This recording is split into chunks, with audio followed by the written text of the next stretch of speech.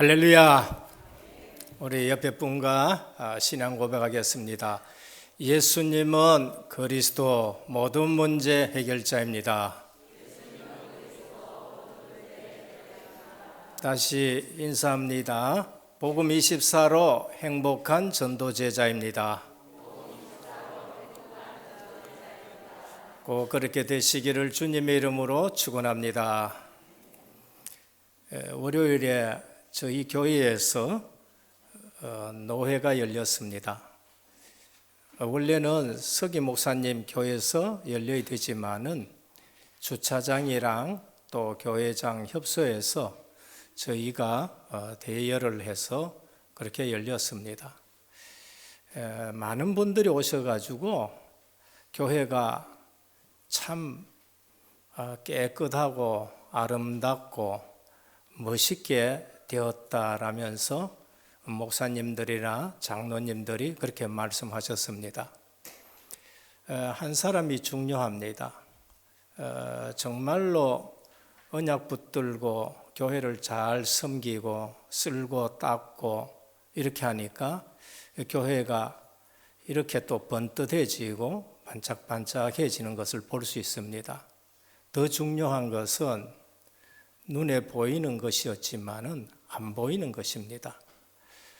복음을 가지고 우리가 교회에서 이렇게 섬겼을 때에는 영적으로 분위기가 완전히 달라지는 것입니다.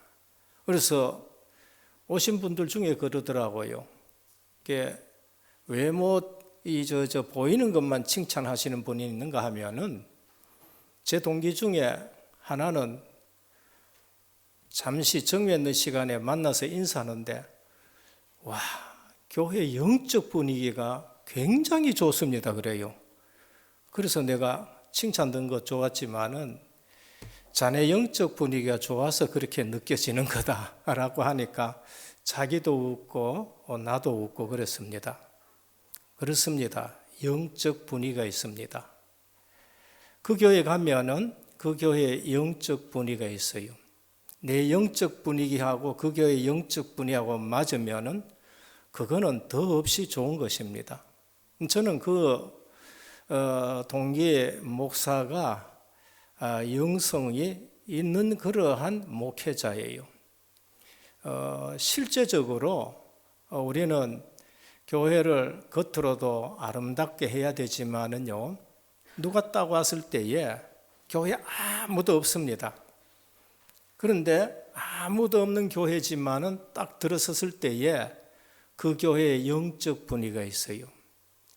기도하는 사람이 있는가? 오직 복음 붙들고 이 교회를 섬기는 사람이 있는가 없는가? 기도하는 사람들은 압니다. 그러나 그렇지 않는 분들은 눈에 보이는 것만 교회가 번듯하다, 어떻다 이래 되는 거예요. 제가 왜 말씀드리냐면은 오늘 또 우리는 이제 코로나 끝나가지고 전부 좀 더 많이 모여서 예배 드릴 수 있습니다. 일주일에 한 번 딱 예배 드리신 분들이 계실 겁니다. 그러면은 그 한 번, 1시간, 저희 가족들 중에서는 제가 1시간 20분 예배를 드리면은 왜 그렇게 오래 드리냐고 한 번씩 얘기를 합니다. 그런데 저는 그거를 길다고 생각하지 않고 고집을 부리지는 않습니다.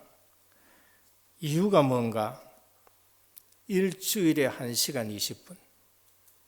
거기에 은혜 받지 못하면은 그분의 영적 상태는 매우 심각한 것이기 때문에 그래요. 1시간 20분, 이 시간에 우리가 은혜 받지 못한다. 그럼 내가 은혜 받지 못하게 하는 요소들이 뭔가? 육신적인 겁니다. 전부 그게 육신적인 거예요. 내게 이익이 됐느냐, 안 됐느냐. 내 편에 서주느냐, 안 서주느냐. 내게 손해가 되느냐, 내게 덕이 되느냐. 별로 중요하지 않습니다. 하나님 앞에서는 그거 별로 중요하지 않습니다. 근데 그런 것들이 내 인생의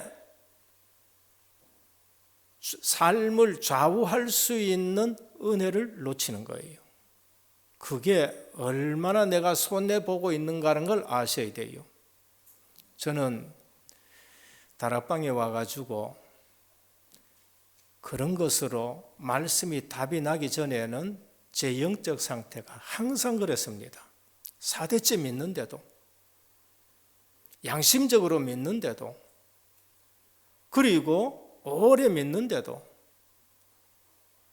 복음과 하나님 앞에서 살기보다는 자꾸 사람 앞에서 저 사람은 나를 어떻게 볼 것인가?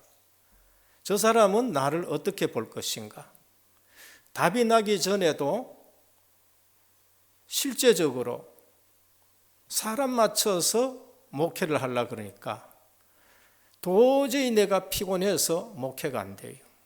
이 사람 비유 맞춰가 목회한다. 여기가 삐져버려요. 여기에 맞춰가지고 목회한다. 이쪽에 삐져요. 어느 날 결론 났습니다. 그리스도. 어느 날 그리스도로 답이 안 나고는 안 되는 거예요. 그리스도 붙들고 목회하지 아니하면은 사단에게 판판이 속아요. 아무리 도덕적으로 윤리적으로 저는 자랄 때에 목회자가 되기 때문에 항상 듣는 게 있습니다. 3가지 조심해라. 목회자는 항상 3가지 조심해야 된다. 그게 뭔가? 명예.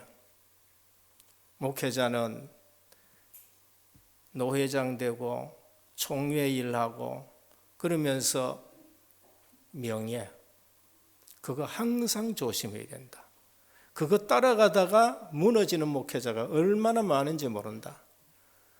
그 다음에 목회자가 조심해야 될 게 있다. 돈이다. 목회자가 돈을 좋아하다 보면은 반드시 사고 난다. 그 다음에 여자 관계야. 언제든지 그거는 조심해라.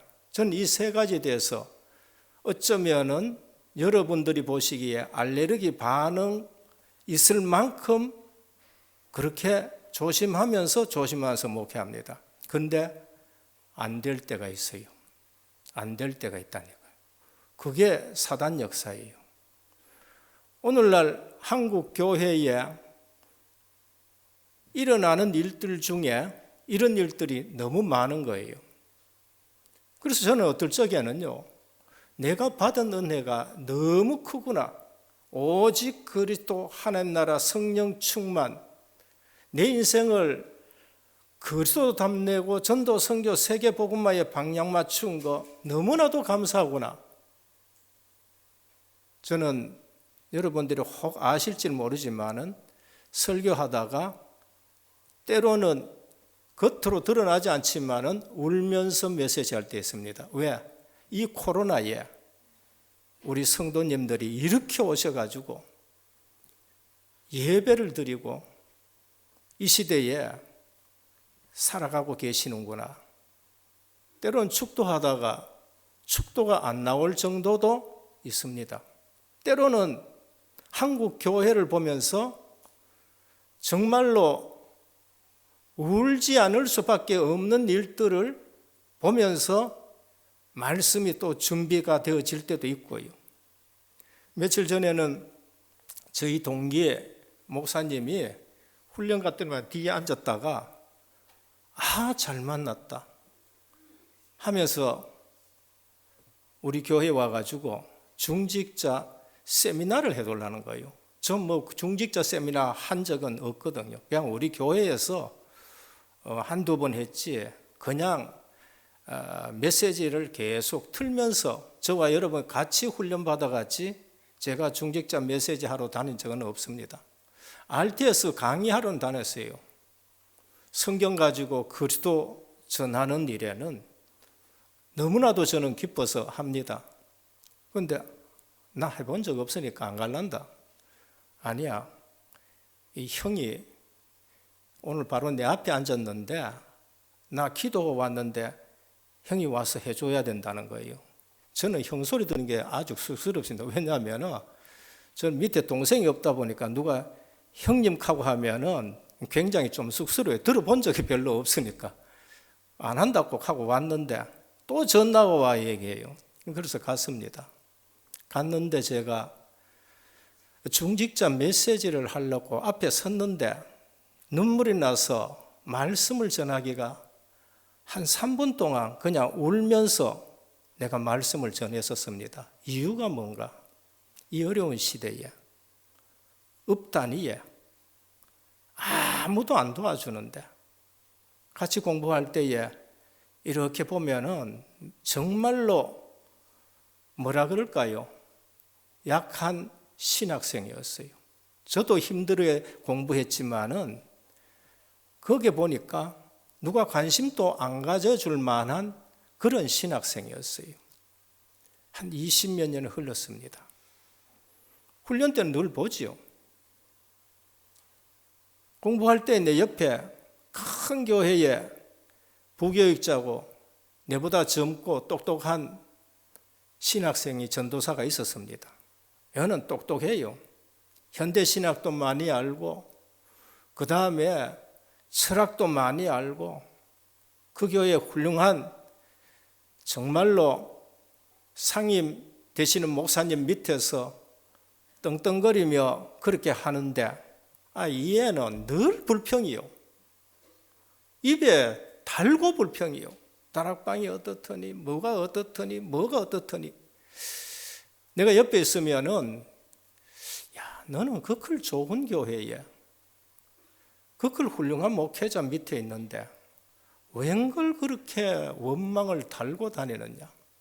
근데 저를 불렀는 그거는 누가 크게 관심 가져주지도 안 하고 키도 적고 신학 지식도 그렇게 갖춰지지 않았는데 제가 갔었을 때에 큰 교회라서가 그런 게 아니에요.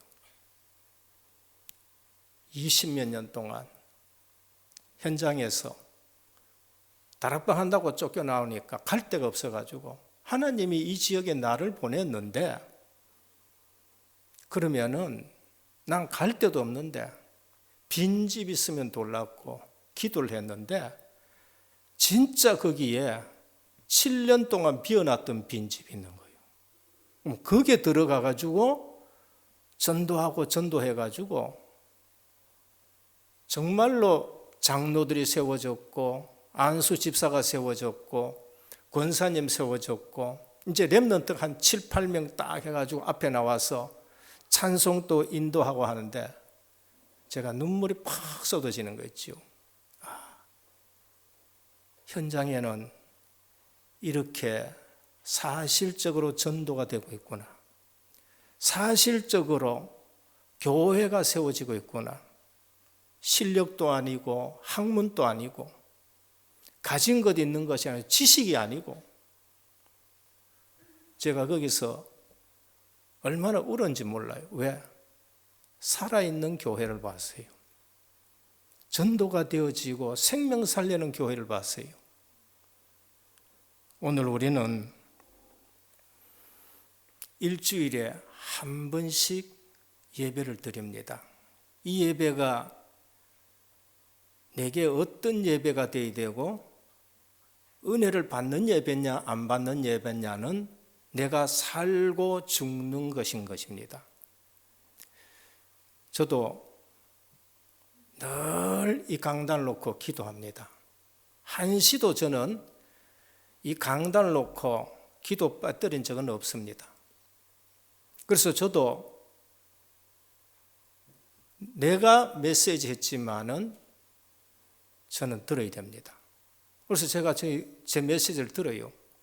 근데 이상한 일은 내 음성을 내가 들으니까 왜 그래 거북스러운지 몰라요. 듣는데 거북스러워요. 다른 그 목사님 설교 들으면은 괜찮은데 내가 내 음성을 들으니까 그 음성이 참 거북스러워요. 그래도 듣습니다.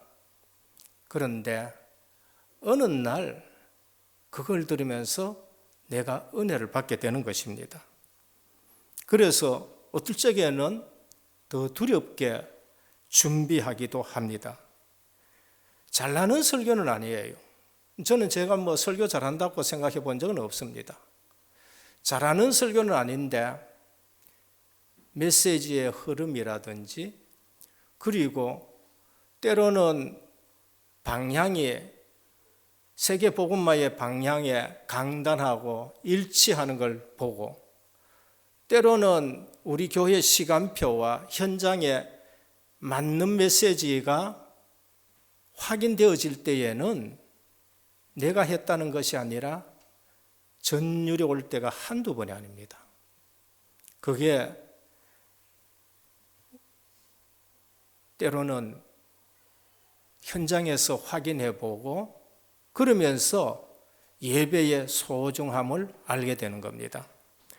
오늘 본론으로 들어갔습니다. 제목이 유대인의 질문입니다. 첫 번째, 기도 응답의 결정적인 겁니다. 우리는 기도가 응답이 안 된다. 그거는 신앙생활이 굉장히 힘듭니다. 그런데 기도 응답의 결정적인 것이 뭔가? 내 속에 있는 것과 관계가 있습니다. 나의 영적 상태와 관계 있습니다. 오늘 또 예배 드리는 내 영적 상태와 관계가 있습니다. 어릴 때부터 사람들은 알게 모르게 자아가 형성돼요. 가문에서, 가정에서, 친구와 배우는 것에서 자아가 형성됩니다. 어릴 때부터 들은 거, 비난하는 거, 그것은 자기도 모르게 그렇게 돼요. 만일에 다른 사람을 계속 비난하는 가정에서 자랐다. 그 자녀는 자기도 몰라요. 뭐가 잘못했는지 모르지만은 자꾸 비난합니다. 자기가 잘못했는 줄도 몰라요. 왜냐하면 그런 환경 속에서 자라나기 때문에. 해적선 타고 거기에서 태어난 아이는 공부를 아무리 열심히 배웠는데도 자기가 해적이라는 걸 몰라요. 이게 무서운 겁니다. 저는 제가 받은 복은 너무나도 크다는 것을 때로는 감격합니다. 다 맞는 건 아니지만은 믿는 집에서 태어났고 그리고 부모님이 목회자를 성심성의껏 섬겼다는 것. 그런 부분에서는 저는 엄청난 복을 받고 태어났다고 봅니다. 내 의지하고는 상관없지만은 부모님이 서원해가지고 너는 목회자가 돼야 된다. 그걸 놓고 평생 기도해 준 거. 그런 배경은 저는요 굉장히 복받았다고 생각합니다. 그래서 부모님들의 신앙이 중요합니다. 부모님들이 은혜 받아야 되고요. 부모님들을 통해서 하나님이 살아계신 것이 보여져야 되고 그래서 유대인들은 부모의 삶이 자녀의 삶의 50%라고 말합니다. 성도님들 그것에 이해가지고 인생도 응답도 결정이 돼요. 내 속에 가지고 있는 거 여러분 성도님들 아무리 비난하고 아무리 원망하고 아무리 불평해도 그걸로서는 내 문제 해결 안 돼요. 저는 그걸로 알거든요. 저도 자라면서 뭐 반듯하게 자라라 뭐 율법적인 얘기 듣고 자라라 오늘 한국 교회 보면서 늘 그랬어요. 아니 이 큰 교회에 순복음교회에 왜 저런 일들이 있느냐 충령교회에 왜 저런 일들이 있느냐 그것 가지고는 내게 답이 안 돼요. 오늘 아침에도 뭐 메시지 듣는 중에 충령교회에 목사님 원로 목사님이 돌아가신 걸 쭉 보고 또 있을 때에 일어난 일들을 쭉 보면서 직장에 있는 아들을 갖다가 불러가지고 신학을 시켜가지고 그 교회에 후임으로 세웠는데 그 김창림 목사님이 엄청나게 훌륭하신 분이에요. 그럼 아들하고 안 맞아가지고는 나중에는 하나님 앞에 내가 아들을 억지로, 비밀투표가 아니고 기립투표로 억지로 담임으로 세운 것을 회개합니다 하면서 막 그런 거. 저는요, 자라면서 왜 큰 교회에 자꾸 이런 문제가 늘 그랬거든요. 은혜를 못 받아요. 누가 손냈냐? 제가 손해는 많아요. 오늘 또 신앙생활이라는 것은 잘못 들어간 그것을 지원한 것입니다. 구원은요, 전적인 은혜입니다. 누구도 거기에는 하나님의 은혜가 아니고는 구원받을 수 없습니다. 조건을 두면은 누구도 구원받을 자 없어서 무조건 하나님이 우리를 선택하신 거예요. 그러면은 우리 신앙생활은 구원받은 것으로 시작되는데 치웁니다. 내가 계속 치유받아 가야 돼요. 그래서 저는 제 설교를 잘해서 듣는 것이 아니라 하나님이 그 시간에 우리 성도와 우리 은혜교회에 주시는 말씀이었기 때문에 내 음성이 듣기 싫어도 저는 계속 들으면서 어느 날 알게 돼요. 다른 얘기한다는 것은 내게 사치다. 다른 얘기한다는 것은 내가 받을 응답을 놓치는 것이다. 훈련을 받으면 훈련을 받을수록 RTS의 교훈이 가슴에 지금 당기는 거예요. 체질이 안 바뀌면은, 은혜 받는 체질이 안 되면은 축복을 준비하고 쏟으려고 하는데도 그걸 못 받는 거예요. 복음 체질이라. 저는 율법 체질로 살아. 복음 체질이라. 기도 생활과 대부분 기도 잘합니다. 금요 심야 기도회 때 제가 기도에 대해 가지고 집중적으로 했습니다. 우리 교회의 약한 부분이 뭐냐? 기도다. 아무도 모르는 부분이 뭐냐? 기도다. 그래서 나 혼자만이라도 기도해야 되겠다. 우리 부부만이라도 기도해야 되겠다. 그래서 기도하는 거예요. 그래서 기도가 생활화돼요. 그랬더니만 뭐 핵심가니까 바로 기도 메시지가 쏟아지더라니까요. 저는 언제든지 그걸 한 번씩 확인합니다. 그러면서 세계복음화 체질 바꿔야 돼요. 가진 거 세계복음화 위해서, 건강한 거 세계복음화 위해서, 쉬는 거 세계복음화 위해서, 내 먹는 거 세계복음화 위해서, 우리 자녀들 세계복음화 위해서. 이 언약이 들어간 인물들은 어디 가도 성공하게 됩니다. 그게 요셉이고 사무엘이고 다윗입니다. 저는 훈련받다가 많이 들으셨지요? 많이 들어가면 안 됩니다. 답을 내셔야 돼요. 안 그러면은 그 현장에서 저처럼 늘 은혜 못 받고 뭐 하느냐? 그냥 또 불평해요. 우리 집은 왜 이러냐는 거예요. 그게 요셉입니다. 근데 요셉이 어느 날 알아서 하나님의 절대 계획이 있다. 태어났는데 엄마가 4사람이야. 눌리는 형이 10명이야. 요셉으로는 선택의 여지가 없어요. 그러면 거기에 절대 계획이 있는 거예요. 제가 그 답을 낸 겁니다.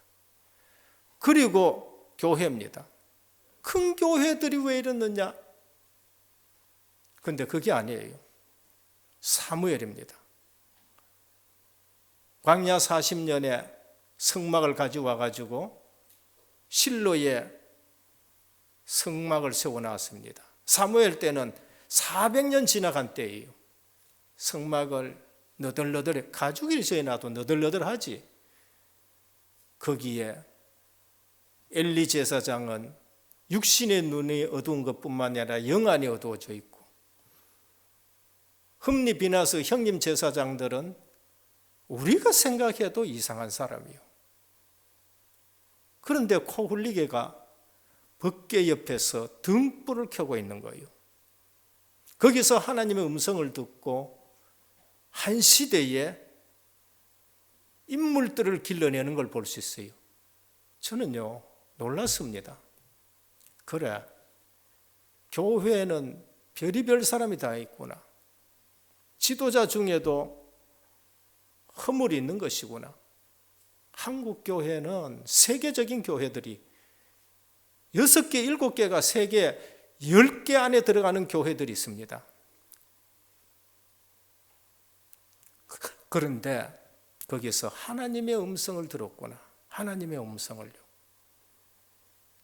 오늘 우리는 교회에 와서요, 하나님의 음성을 듣고 은혜를 받아야 돼요. 그게 내가 사는 길입니다. 교회 안에는 오만 얘기들이 다 돌아다닙니다. 그래서 새신자가 왔었을 때에는 하나님의 음성 듣는 걸 가르쳐줘야 되고 은혜 받는 것을 가르쳐줘야 됩니다. 다윗입니다. 현장에서 뭐 했느냐? 다들 시험 듭니다. 근데 현장에서 응답받아요. 언약 있는 사람이니까. 형님도 시험 들고 다윗왕도 시험 들었는데 뭐 하느냐? 나는 기름 부음 받은 자다. 앞으로 이 나라를 담당해야 될 사람이다.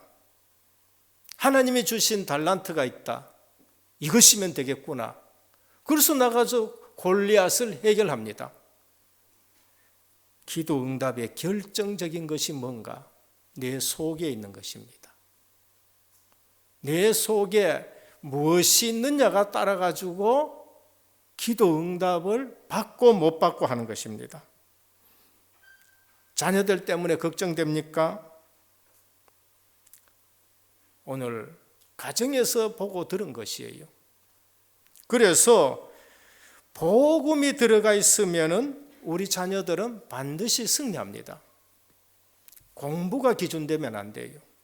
돈이 기준되면 안 됩니다. 복음이 기준이 되도록. 부모님 보고 복음이 기준이라는 것을 봐야 돼요. 교사님들 보면서, 목회자들 보면서 복음이 기준이고 하나님의 역사를 보도록 해요. 결국 우리에게는 복음이 필요하고 성령 충만이 필요합니다. 딴 게 필요 없어요. 과거는 전부 다 있습니다. 상처뿐인 과거밖에 뿐입니다. 그런데 거기에 복음이 필요하다는 걸 아셔야 돼요. 저는요, 복음이 필요하다는 거, 성령 충만이 필요하다는 거, 다윗이 왕이지만은 왕의 자리 가지고 다윗이 승리하지는 못해요. 뭐로 승리하느냐? 성령 충만함으로 승리합니다. 그래서 다윗이 넘어졌을 때 뭐라고 했냐? 시편 51편에 보면 성신을 내게서 거두지 마시옵소서 그래요. 우린 뭘 붙들고 살아가야 됩니까? 다윗이 뭐를 갖다가 기도했느냐? 성신을 내게서, 하나님의 영을 내게서 거두어가지 마십시오. 다윗이 승리하고 전쟁에서 이길 수 있고 모든 분야에 인도받을 수 있는 것은 주의 성령께서 그날 이후로 여호와의 신에 충만했다. 성령 충만을 가장 귀중히 여겼어요. 그날 이후로 우리는 안수받고 장로된 그날 이후로, 담임 목사로 세움받는 그날 이후로, 장례집사로 권사로 세움받은 그날 이후로 여호와의 신에 충만하셔야 되는 겁니다. 왕일지라도 그거 아닐 때는 넘어졌고 눈물을 흘리면서 뭐라, 하나님의 영을 내게서 거두어가시면 안 됩니다. 이게 우리 속에 있는 것이 되어야 됩니다. 둘째입니다. 예수님의 관심과 바리새인들의 관심입니다. 오늘 바리새인의 질문입니다. 타인의 사정이 안타까워서 하는 질문이 아니에요. 그냥 호기심으로. 그리고 그리스도를 시험하기 위해 가지고. 바리새인들은 지식이, 성경 지식이 굉장히 많습니다. 성경 지식이 많은 것으로 해결되지 않습니다. 지식은 사람을 교만케 해요. 바리새인들은 그 지식 가지고 교만해 가지고 예수님을 시험하는 거예요. 바라보는 관점이 현장 관점이 아니에요. 오늘 예수님의 관점은 현장에 치유에 있습니다. 19장 2절입니다. 큰 무리가 따르거늘 예수께서 거기서 그들의 병을 고치시더라. 예수님의 관심은 육신의 문제에 있고 정신적으로 시달리고 영적으로 병든 자에게 관심이, 현장에 병든 자에게 주님은 지금 관심이 있습니다. 그런데 바리새인들은 그냥 호기심이에요. 예수님 뭐든지 간에 좀 책을 잡기 위해 가지고 그렇게 질문하는 겁니다. 여러분, 숨겨서 그렇지 지금 영적 문제가 얼마나 많은지 모릅니다. 일어나는 일들의 대부분이 영적 문제로, 정신적인 문제로 일어나고 그 정신적인 문제 배경에 뭔가 영적인 문제가 있는 거예요. 의사들이 이 부분을 모르는 거예요. 정신적인 문제까지는 알아요. 학문 가지고 대처하고 합니다. 그런데 한계 와요. 나중에 의사 자신이 도울 수밖에 없는 것이 그게 정신적인 문제. 그 배경이 뭔가? 그게 영적 문제인 것입니다. 왜 저 사람은 이해도 할 수 없는 말을 자꾸 하느냐? 영적 문제인데 그 안에 다른 인격이 있어서 그런 거예요. 주님은 구원받지 못해 죽어가는 자를 살리는 데 관심이 있습니다. 그래서 마태복음 11장 28절에 수고하고 무거운 짐진 자들아 다 내게로 오라 내가 너희를 쉬게 하려 하셨습니다. 오늘 지금 예배될 때에 주님 앞에 모든 건 내려놓으시길 바랍니다. 그냥 내려놓아야 돼요. 내 기준 그거 내려놓아야 됩니다. 그거 아니고는요, 이 사람한테서 내가 답을 얻을 수 있느냐? 절대 안 됩니다. 제가 그거 알고는 사람 쳐다보지 않습니다. 왜? 그 사람이 내한테 잘해준다 해가지고 해결될 문제가 아니에요. 그 사람이 나를 인정해준다 해가지고 그게 해결될 문제가 아니라니까요. 내가 복음으로 담나고 내가 하나님 앞에 서야 되는 것이지 그거 이외에는 비유 맞춰서 목회가 되느냐? 절대 되지 않습니다. 오히려 저는 노예 안에서 이 목사님 저 목사님 안 만나고 그냥 내 혼자 교회 중심으로 강단 중심으로 그런 것보다는 그게 내한테 오히려 더 유익했다고 저는 봅니다. 무거운 짐, 죄의 짐이요 종교의 짐이요 사람들이 지은 짐입니다. 잃어버린 자에게 관심이 있습니다. 누가복음 15장 잃어버린 한 양,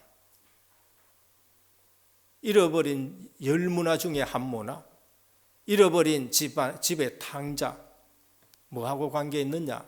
주님은 마지막에 죄와 관계 있다고 말합니다. 죄인 한 사람이 회개하면 양 돌아온 거 죄인 한 사람이에요. 잃어버린 드라크마 하나, 죄인 한 사람이 회개하면 그걸로 결론 냈습니다. 탕자가 뭐라 그러냐? 돌아오면서 내가 하늘과 아버지께 죄를 지었다. 왜 잃어버립니까? 죄 때문에 그런 거예요. 사람 때문에 그런 것도 아니고 거기에 사단이 개입된 거예요. 그래서 떠나가는 거예요.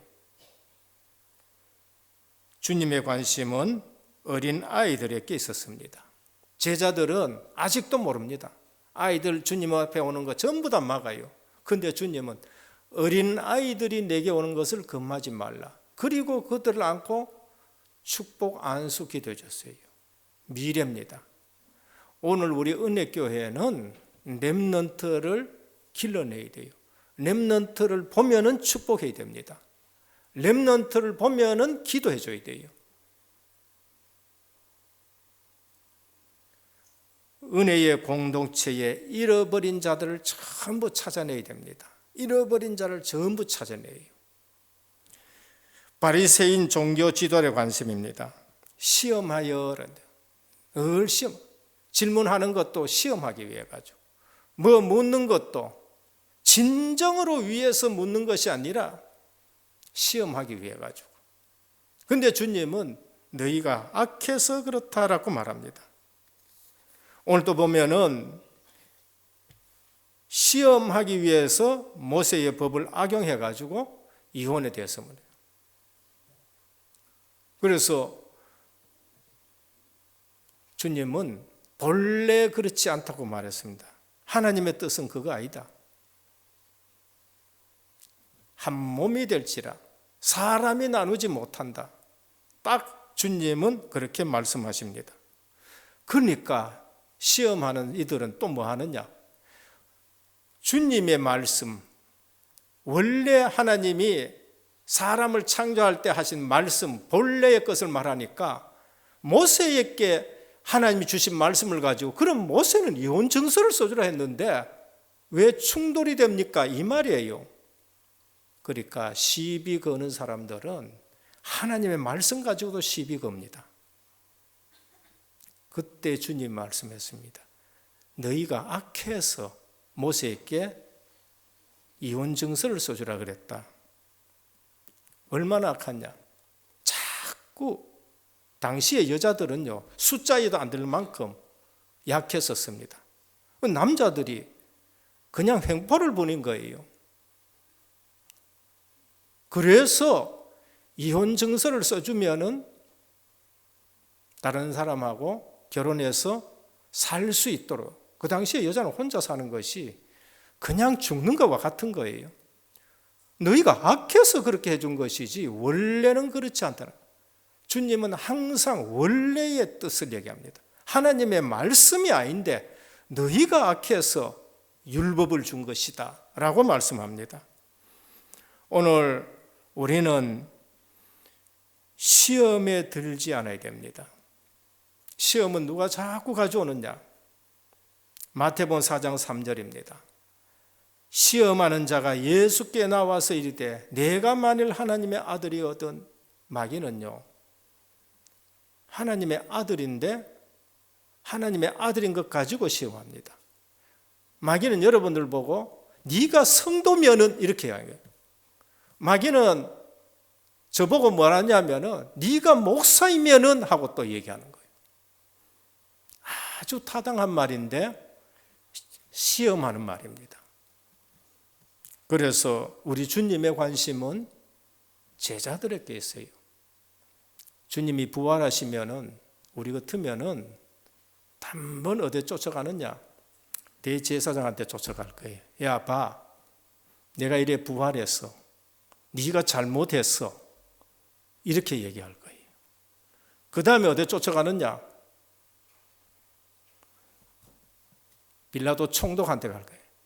네가 손 씻고 죄 없다고 쇼 다 부렸는데 내가 이래 부활했다. 쫓아갈 거예요. 근데 주님은 어디 갔어요? 쓰잘데기 없는 제자들, 전혀 부활이라고 생각도 못하고 말씀 놓친 제자들에게 찾아가지고 또다시 세우는 거 있죠. 주님의 관심이 어디 있느냐를 아셔야 돼요. 세 번째입니다. 결혼과 이혼에 대한 세 가지 교훈입니다. 어떤 경우든 하나님의 뜻에 의해서 만났다는 걸 아셔야 돼요. 어떤 경우든 본래의 뜻을 잡아야 됩니다. 남편과 아내의 만남은 하나님의 경륜과 섭리가 있습니다. 여러분, 예수 믿고 자세히 보십시오. 내 과거가 절대 헛되지 않습니다. 예수 안 믿었으면 사주팔자 운명이 있지만은 내가 예수 믿었다. 그럼 내 과거가 어디에 있었느냐? 하나님의 경륜과 섭리 속에 있었다는 거예요. 우리는 운명이 없습니다. 하나님의 섭리 속에 있어요. 그래서 저는 혼인 예배 기도하라 그러면 항상 그렇게 말합니다. 오늘 하나님의 경륜과 섭리 속에서 두 사람을 만나 한 가정 이루게 하신 것 감사합니다 그래요. 그걸 아셔야 됩니다. 그래서 말씀을 붙드셔야 돼요. 그리고 율법에서 허락한 이혼입니다. 왜냐? 너희가 악해서 그렇게 하는 거다. 악해서 그래. 우리는 이런 부분에 깨달아야 됩니다. 여성의 인권을 돕기 위해서, 여성을 보호하기 위해서 그 당시는 여성이 너무 연약한 자들입니다. 숫자에도 안 들어갔다니까요. 그래서 보호하기 위해서 그렇게 한 것이지 그게 정당한 것은 아니다고 말씀합니다. 바울이 권면한 제한적인 이혼입니다. 이거는 신앙 때문에 허락한 겁니다. 거기에도 하나님의 계획이 있습니다. 신앙으로 인한 것 더 나중에 보면 잘 될 수 있습니다. 예전에 지하실에 있을 때에 좀 걱정되는 결혼을 하더라고요. 결국은 1년 반, 2년 반 안 돼가지고 그만두게 됐었어요. 왜? 신앙이 안 맞아가지고. 이미 목회자인 저들이 봤었을 때도 그래요. 그런데 신앙 때문에 이혼을 했어요. 그런데 나중에 목사님 집안에 들어가게 되고 아주 더 잘된 걸 볼 수 있습니다. 이혼한 자체에 눌리거나 흔들릴 필요는 없습니다. 사도 바울이 권면한 것이 있습니다. 고린도전서 7장 13절에 17절입니다. 복음이 기준이 되면 됩니다. 어떤 여자에게 믿지 않은 남편이 있어 아내와 함께 살기를 좋아하거든 그 남편을 버리지 말라. 믿지 않은 남편이 아내로 말미암아 거룩하게 되고 믿지 않은 아내가 남편으로 말미암아 거룩하게 되나니 그렇지 아니하면 너희 자녀도 깨끗하지 못하리라. 자녀들을 위해서 믿음 가지고 신앙생활 하라는 겁니다. 두 번째입니다. 혹 믿지 않은 자가 갈리거든 갈리게 하라. 형제나 자매나 이런 일에 구애될 것이 없느니라. 부끄러워할 거 없다는 거예요. 그러나 하나님은 화평 중에서 너희를 부르셨느니라. 아내 된 자여 내가 남편을 구원할는지 어찌 알 수 있으며 남편 된 자여 내가 내 아내를 구원할지 어찌 알 수 있느냐. 복음 가지고 결정하고 복음 가지고 살아가는 겁니다. 그래서 그런 부분에는 구애받지 말라는 겁니다. 세 번째, 오직 주께서 각 사람에게 나눠주신 대로 하나님이 각 사람을 부르신 그대로 행하라. 내가 모든 교회에서 이와 같이 명하노라. 그러니까 눌릴 거 없고 신앙 붙들고 그리스도가 남편이 되고 일평생 믿음 잘 지키면서 살면은 사도 바울은 뭐라고 했냐? 그분들은 참 존대하라 그렇게 말해요. 결론입니다. 오늘 이 본문을 통해서 우리에게 주는 메시지는 뭔가? 내 가슴 속에 들어가 있는 것으로 응답받습니다. 그래서 예배 드릴 때에 다른 거에 집중하지 마시고 정말로 은혜 받으시고 내 가슴 속에 있는 거 그대로 응답받습니다. 흉내 내면은 가짜 응답받겠지요. 보여주기 위해서 한다면은 사람들에게 보여주는 신앙으로 피곤합니다. 핑계댄다 진짜 응답은 안 옵니다. 가슴 속의 중심에 뭐와 통해야 되냐? 보호자와 통해야 됩니다. 보호자와 통하면은 보호자의 능력이 역사하게 돼요. 그래서 그 누구도 속일 수가 없습니다. 하나님도 안 속고 마귀도 안 속고 내 자신도 속을 수가 없어요. 그래서 거기에 시공간 초월하는 역사들이 일어나고 237의 빛이 되는 겁니다. 두 번째입니다. 본래 그렇지 아니하리라. 본래 그렇지 아니라. 말씀을 붙드셔야 돼요. 전통을 붙들지 말고 사람들이 말하는 것 붙들지 말고 본래는 그렇지 않는데 우리가 악해서 주는 거 그거 붙들면 안 돼요. 그래서 진짜 복음 붙들고 살아가든지 복음 때문에 다른 결정을 내리든지 우리는 그렇게 살아갑니다. 그래서 그리스도 하나님 나라 오직 성령 충만인 겁니다. 세 번째는 성도가 복음으로 의식이 개입돼요. 바리새인들 사람들 보기엔 수준 괜찮습니다. 그런데 중심이 아니에요. 그런데 복음으로 개혁되어지면은 거기에는요 아무 힘이 없는데 변화시키는 능력이 나타납니다. 사회 끄지 완전 바꾸는 일들이 납니다. 루터와 칼빈 목사님. 칼빈 목사님은 종합병원이라 할 만큼 육신이 연약한데 이 복음 하나 제대로 깨닫고는요 스위스를 바꾸고 유럽을 바꾸는 일들이 난 거예요. 그리고 연약할수록 내 그 연약한데 주의 능력이 머물도록 기도하시길 바랍니다. 그래서 고난주간 우리는 예수를 바라보자. 히브리서 12장 2절입니다. 우리는 전부 자꾸 다른 걸 많이 바라봐요. 예수를 바라보자. 그래서 한 주간 동안에도 내 속에 있는 것, 이것이 주님과 통하고 보호자와 통하고, 그래서 복음으로 모든 것 계획되기를 예수 그리스도의 이름으로 축원합니다. 주님 감사합니다. 오늘 또 수준 높다고 하는 바리새인들의 질문에는 가시가 있었습니다. 시험을 가지고 있었습니다. 악한 생각으로 주님 앞에 질문합니다. 하나님, 우리의 속에 있는 것이 보좌와 관계 있는데 오늘 또 중심으로 은혜 받게 하여 주옵시고, 뭘 하기보다가는 본래의 하나님의 말씀을 붙들고 거기에 성취되는 역사로 능력 있는 신앙생활을 하게 하옵소서. 예수 그리스도 이름으로 기도드립니다. 아멘.